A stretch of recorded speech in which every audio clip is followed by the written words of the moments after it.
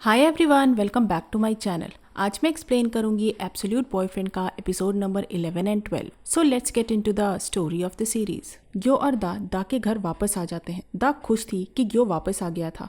सियो वापस आ जाती है और टॉम के कलीग से पूछती है कि ग्यो ने सियो का ऑर्डर क्यों नहीं माना, जिस पे टॉम का कलीग कहता है कि सियो ने ग्यो को रीसेट कर दिया था। टॉम का कलीग कहता है कि ग्यो में इमोशंस डेवलप होने लगे हैं, जिस पे टॉम का सीनियर टॉम के कलीग को रोकता है और कहता है कि ऐसा कुछ नहीं है, पर सियो को इस पर ट्रस्ट नहीं होता। ग्यो और दा साथ थे जब ग्यो दा को थैंक्स कहता है क्योंकि दा ग्यो के पास आई थी और दा ने कहा था कि दा ग्यो को पसंद करती है। तभी ग्यो को एक आवाज सुनाई पड़ती है। वहाँ टॉम छुपा था जो दा और ग्यो की बातें सुन रहा था। टॉम खुश था कि ग्यो वापस आ गया था। टॉम ग्यो को देखता है और पूछता है कि रीसेट होने के बाद ग्यो को सब याद कैसे आया, जिस पे ग्यो कहता है कि ये दा की वजह से हुआ है। दा की वजह से ही ग्यो वापस आ पाया। टॉम परेशान था क्योंकि टॉम को लग रहा था कि ग्यो को सब याद आने की वजह से उसके इंजन में प्रॉब्लम हो सकती है, जिस पे ग्यो कहता है कि वो ठीक है, बस उसे चेस्ट में पेन होता है। टॉम कहता है कि सियो वापस आई तो उसकी कंपनी को ग्यो को सियो को देना होगा और टॉम वहाँ से चला जाता है। ग्यो देखता है कि दा ने वो रिंग फेंक दी थी जो ग्यो ने दा को दी थी,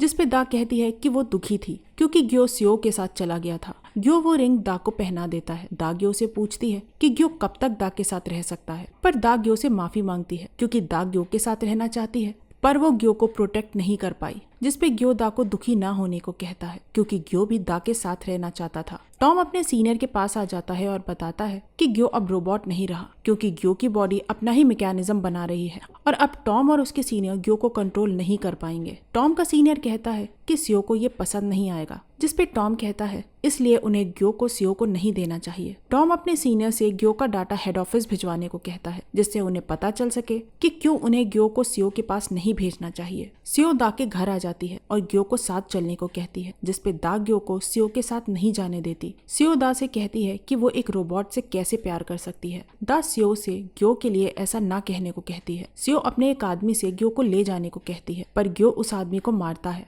सियो ने दा का हाथ पकड़ रखा था और सियो दा का हाथ अपने रोबोटिक हाथ से दबाने लगती है, जिससे दा को तकलीफ हो रही थी। सियो ग्यो से कहती है कि ग्यो उसके साथ नहीं चला तो वो दा को तकलीफ पहुंचाएगी। तभी वहाँ टॉम और उसके सीनियर आ जाते हैं। ग्यो दा को तकलीफ नहीं देना चाहता था, इसलिए वो सियो के साथ जाने को तैयार हो जाता है। टॉम के सीनियर कहते हैं कि ग्यो को ले जाने का काम उनकी कंपनी का है। सियो कहती है कि वो उन्हें पैसे दे देगी, जिस पे दा कहती है कि वो भी ग्यो को रखने के पैसे दे सकती है। ग्यो दा के साथ आ जाता है। सियो कहती है कि ग्यो उसका रोबोट है, जिस पे ग्यो कहता है कि वो सियो का रोबोट नहीं था और सियो को प्यार पाने का हक नहीं है, और सियो वहाँ से चली जाती है। दा को समझ नहीं आता कि वो क्या करेगी क्योंकि ग्यो को परचेज करने का अमाउंट बहुत था और दा वो पैसे कहाँ से लाएगी, जिस पे ग्यो कहता है कि ग्यो भी इसमें दा की हेल्प करेगा। ग्यो को वो स्टिकर मिलता है जो दा ने उसे दिया था और वो फोन जो वोंग ने उसे दिया था जब वो वोंग का मैनेजर था। नेक्स्ट डे ग्यो वोंग की शूटिंग पर जाता है और वोंग से माफी मांगता है कि वो वोंग के साथ काम नहीं कर पाया, जिस पे वोंग कहता है कि ग्यो ने दा को हर्ट किया तो वोंग उसे नहीं छोड़ेगा और वोंग ग्यो को निकाल देता है।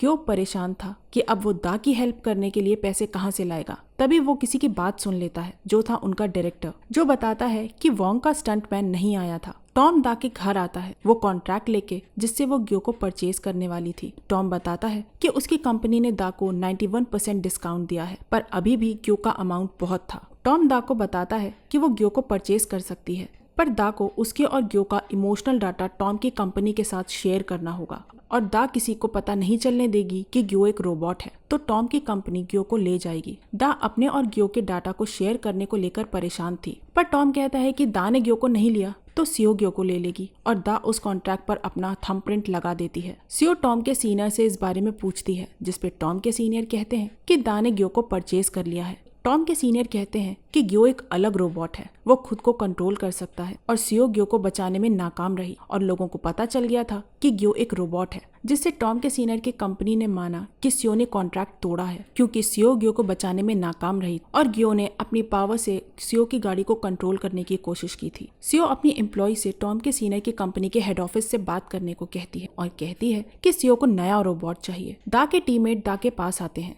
जहाँ दा की टीममेट टॉम को वहाँ देख लेती है। दा बताती है कि टॉम उनका नया टीममेट है। ग्यो को वोंग के स्टंटमैन का काम मिल जाता है। दा ग्यो को अपना ध्यान रखने को कहती है। वोंग दा से पूछता है कि क्या दा ग्यो को डेट कर रही है, जिस पे दा कहती है हाँ, पर वो वोंग को नहीं बता पाती कि ग्यो सियो के साथ क्यों था, क्योंकि वोंग ने ग्यो को सियो के साथ देखा था। दा का टीममेट टॉम से बात कर रहा होता है और वो टॉम को वो रोबोट दिखाता है जिसका हाथ दा की वजह से टूट गया था, और टॉम उस रोबोट के एरर्स के बारे में दा के टीममेट को बता देता है और उसे ठीक कर देता है, जिससे दा का टीममेट शॉक था कि टॉम ने ये कैसे किया।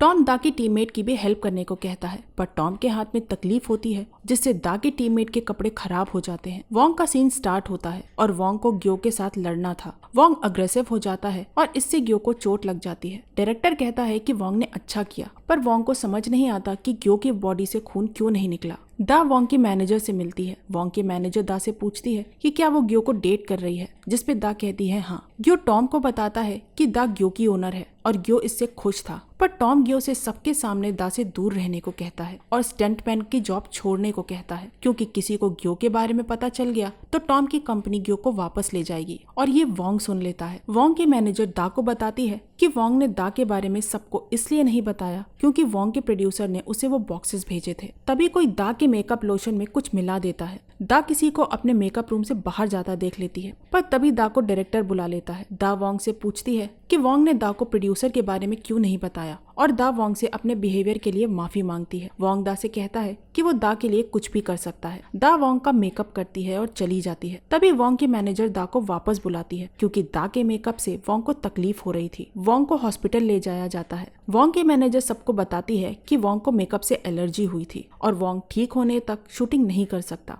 वोंग का प्रोड्यूसर दा को मारता है, पर तभी वहाँ वोंग आ जाता है और वो दा को हक कर लेता है। ग्यो को ये देखकर बुरा लगता है कि वोंग ने दा को हक किया था, पर टॉम ग्यो को रोक लेता है। डायरेक्टर को लगता है कि लोग वोंग और दा को गलत समझेंगे, इसलिए डायरेक्टर शूटिंग कैंसिल कर देता है। डायरेक्टर को लगता था कि दा की वजह से वोंग को प्रॉब्लम हुई है, पर दा की टीममेट कहती है कि दा ने उसे भी वो मेकअप लगाया था और दा की टीममेट को भी एलर्जी की प्रॉब्लम है, पर उसे उस मेकअप से कोई परेशानी नहीं हुई, जिसपे दा बताती है कि उसने किसी को मेकअप रूम से बाहर आते देखा था। तभी डायरेक्टर कहता है कि प्रोड्यूसर ने उससे कहा था कि डायरेक्टर ने दा और उसकी टीम को नहीं निकाला तो वो बाकी एक्टर्स को निकाल देगा, जिसपे दा कहती है कि वो जॉब छोड़ देगी, पर डायरेक्टर उसकी टीम को ना निकाले और दा जॉब छोड़ देती है। ग्यो को बुरा लगता है कि दा ने जॉब छोड़ दी है, पर दा कहती है कि उसकी टीममेट टीम को संभाल लेगी। वोंग के मैनेजर वोंग से पूछती है कि ये किसने किया, जिसपे वोंग ग्यो का नाम लेता है। सब चले जाते हैं पर ग्यो नहीं जाता, जिससे दा की टीममेट दा से पूछती है कि क्या दा अपने कजिन के साथ रह रही है,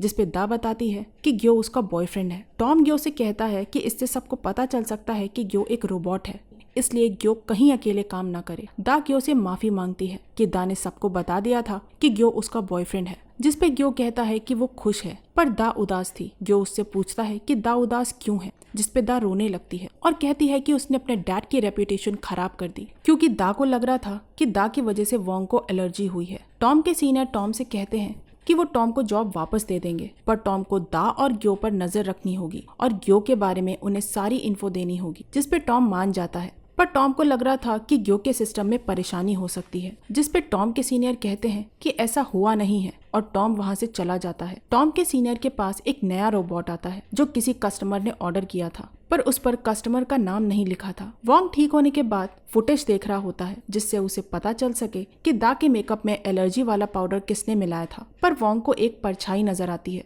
जिससे वोंग को लगता है कि वो ग्यो है, क्योंकि वहाँ कोई टीम मेंबर ही जा सकता था। टॉम ग्यो को बताता है कि लोग जानना चाहते हैं कि वोंग के साथ ये किसने किया, और टॉम को लग रहा था कि इससे ग्यो परेशानी में पड़ सकता है। तभी ग्यो को चेस्ट में पेन होने लगता है। टॉम ग्यो से इस बारे में पूछता है, जिसपे ग्यो कहता है कि जब वो दा को उदास देखता है तब उसे ये पेन होता है। टॉम ग्यो से कहता है कि जब उसे ये पेन हो तो वो टॉम को बताए। वोंग दा से मिलता है और दा को बताता है कि उसने फुटेज देखी है और उसमें वोंग ने किसी को दा के मेकअप रूम से निकलते देखा था। सियो वोंग और दा को देख लेती है और अपने एम्प्लॉय से वोंग और दा पर नजर रखने को कहती है। सियो टॉम की कंपनी में जाती है क्योंकि वो रोबोट सियो ने ही मंगवाया था। सियो टॉम के सीनियर से कहती है कि वो ग्यो को छोड़ देगी, पर उसे उसका नया रोबोट चाहिए। सियो टॉम के सीनियर से कहती है कि वो चाहती है कि उसके रोबोट का फेस वैसा हो जैसा वो चाहती है। कुछ लोग दा को वोंग को हुई एलर्जी के लिए दोषी मान रहे थे और ग्यो दा को वापस ले आता है। दा रोने लगती है कि सब उसे रिस्पॉन्सिबल समझते हैं। ग्यो दा को एक जॉब के बारे में बताता है। तभी ग्यो दा के शूज पर कलर लगा देख लेता है, जैसा शूटिंग में टॉम के शूज पर लगा था। ग्यो दा के टीममेट्स के पास जाता है जिससे वो दा की हेल्प कर सके। दा का टीममेट ग्यो को शूटिंग की कीज दे देता है। ग्यो शूटिंग लोकेशन पर चला जाता है।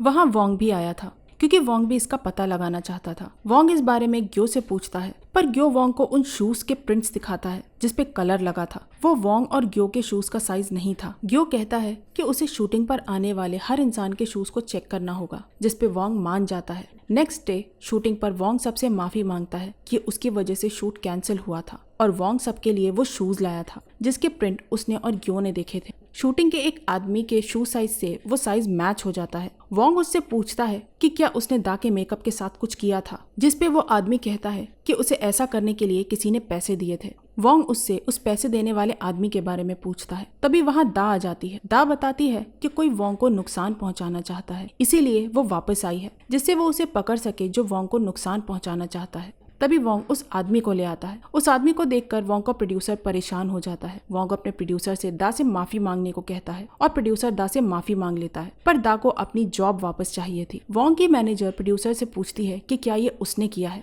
जिस पे प्रोड्यूसर कहता है कि वोंग एक गैम्बल करने वाले पे ट्रस्ट कैसे कर सकता है। वोंग कहता है कि वो आदमी जिसे वोंग ने पकड़ा था वो गैम्बल करता है, ये प्रोड्यूसर को कैसे पता, और वोंग प्रोड्यूसर को बाहर निकाल देता है। वोंग का प्रोड्यूसर अपनी कंपनी के लोगों को वो फोटोज दिखाता है जब वोंग ने अपने प्रोड्यूसर को मारा था, क्योंकि वोंग का प्रोड्यूसर वोंग को बाहर निकलवाना चाहता था। दा और ग्यो खुश थे कि उन्होंने गुनहगार को पकड़वा दिया था। ग्यो वोंग के पास जाता है जब वोंग से चाय ग्यो के हाथ पर गिर जाती है, पर इससे ग्यो को कुछ नहीं होता। वोंग को ग्यो पर शक होता है क्योंकि ग्यो के साथ सब अजीब था। ग्यो छोटी चीजें भी देख सकता था। ग्यो को तब भी कुछ नहीं हुआ था जब शूटिंग करते वक्त ग्यो के हाथ में चोट लग गई थी और ग्यो पर चाय गिरने से भी उसे कुछ नहीं हुआ था। वोंग ग्यो से कहता है कि ग्यो इंसान नहीं है और ये एपिसोड यहीं खत्म हो जाता है। वोंग ने ग्यो और टॉम की बातें सुन ली थी, जिससे वोंग को लगा था कि दा के मेकअप में ग्यो ने ही कुछ मिलाया है, जिससे वोंग को एलर्जी हो गई थी। वोंग अपने प्रोड्यूसर की कंपनी छोड़ने वाला था, इसलिए वोंग के प्रोड्यूसर ने अपनी कंपनी में सबको वो फोटोज दिखाई थी कि वोंग ने उसे मारा है,